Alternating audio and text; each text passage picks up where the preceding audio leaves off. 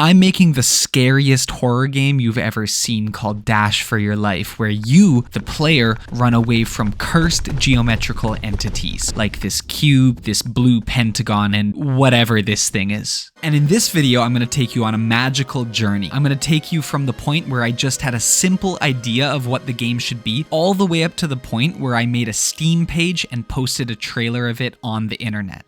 The trailer was posted on a popular Geometry Dash Twitter account, and it received over 3 million views.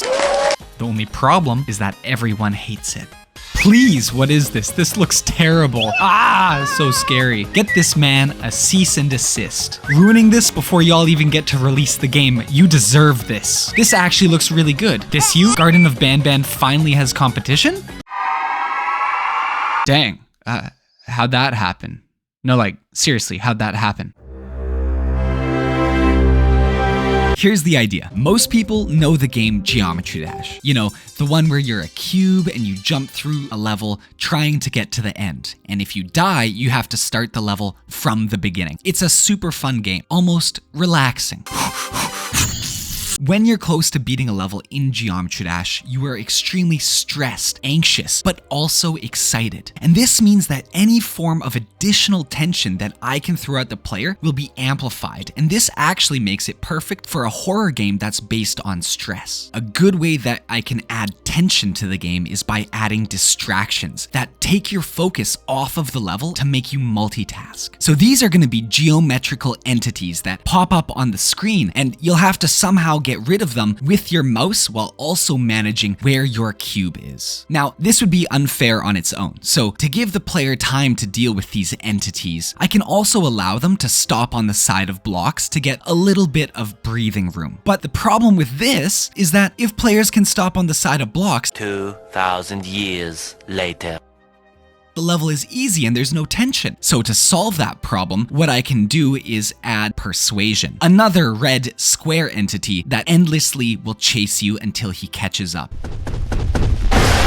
Since we already are using the cursor to remove the geometrical entities from the screen while you play, I can also use the cursor to interact with the level in unique ways with mini puzzles. And if you take too long to solve one of these mini puzzles because you've stopped, the red entity will catch back up to you. So does that concept sound like fun and something that you want to play? If so, let's make it now together. Day one using Godot, I got a player moving and a cursor visual, but realistically, there was no functionality that had been put into the game. Actually though, as I was making this, RobTop Games, the creator of Geometry Dash, joined my stream, and so I asked him if he was cool with me making a Geometry Dash inspired game. He said, as long as I have a hook that makes something better, go for it, and that being inspired by Geometry Dash is fine as long as I use my own assets. So I did the only logical thing and downloaded Geometry Dash's sprite sheets from the internet. So I built a little demo, but to properly implement some of the features I needed, I had to make the game look a little more sea of beans.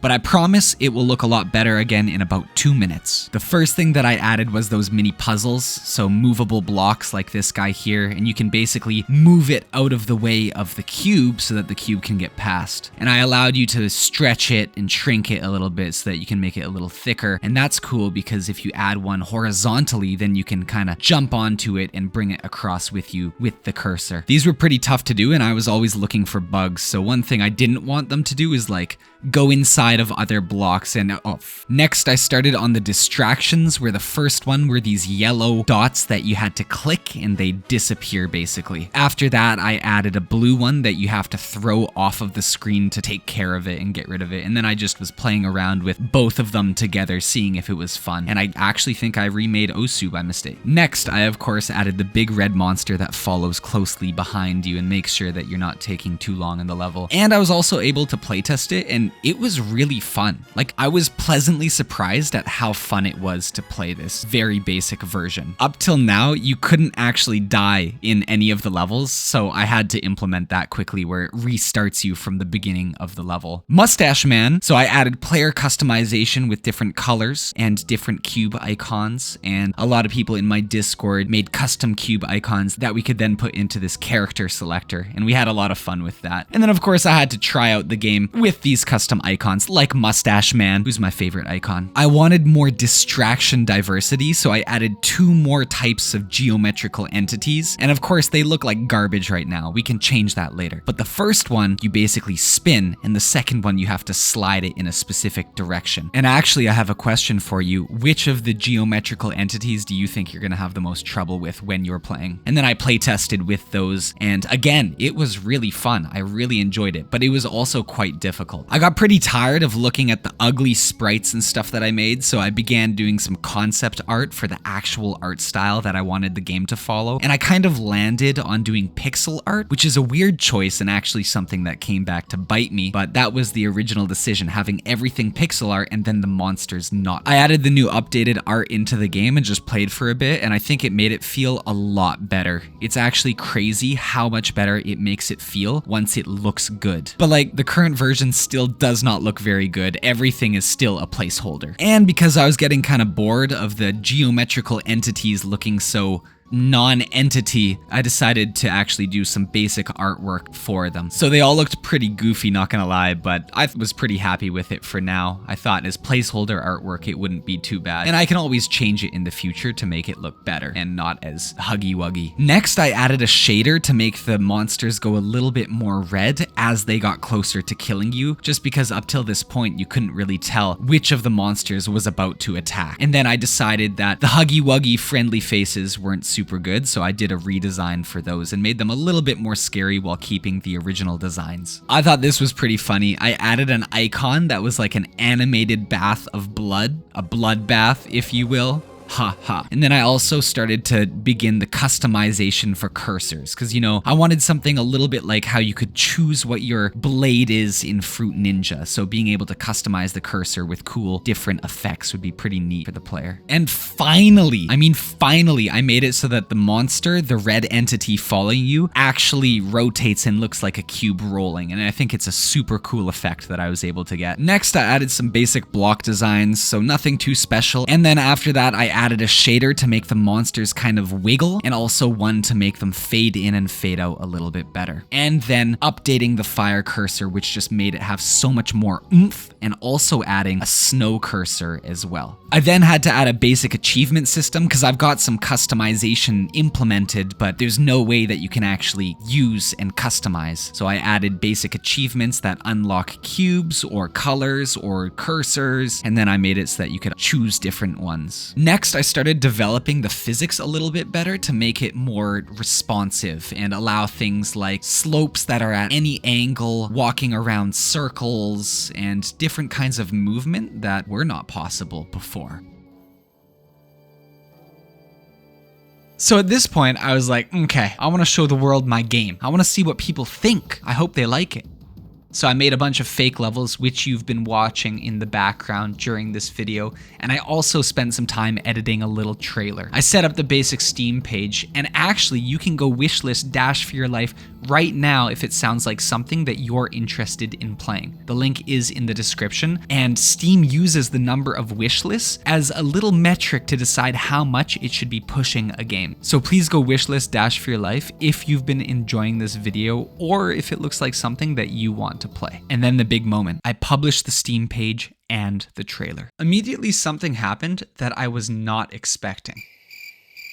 Nothing. Basically no views, no likes, no one was taking interest in it. And then, one of my Discord members said that they sent the trailer to a Geometry Dash Twitter account. Oh, nice. Well, I hope that helped.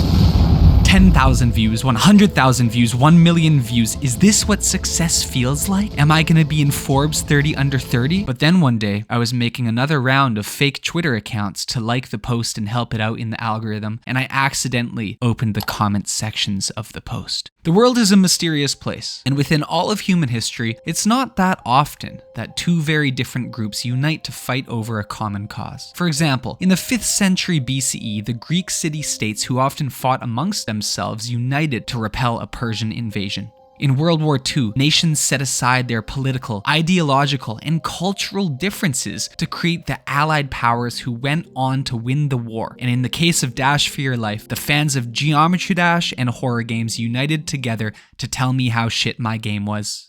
This is honestly so baffling. This makes me bad. So mad. Wow. I don't This hate on sucks. things This looks often, but terrible. this looks like This is a hot joke game, something. right? We have I lost wish it all was. and We are any never idea of having horror. good This is horror our games. end Doesn't brand work. point. We have How no does idea this of have literally even horror. worse How respect bad for it you? is. This This was is so so bad. bad. Is it made On by the a Playtime 12-year-old? Designs? And this guy's hilarious. He guessed it.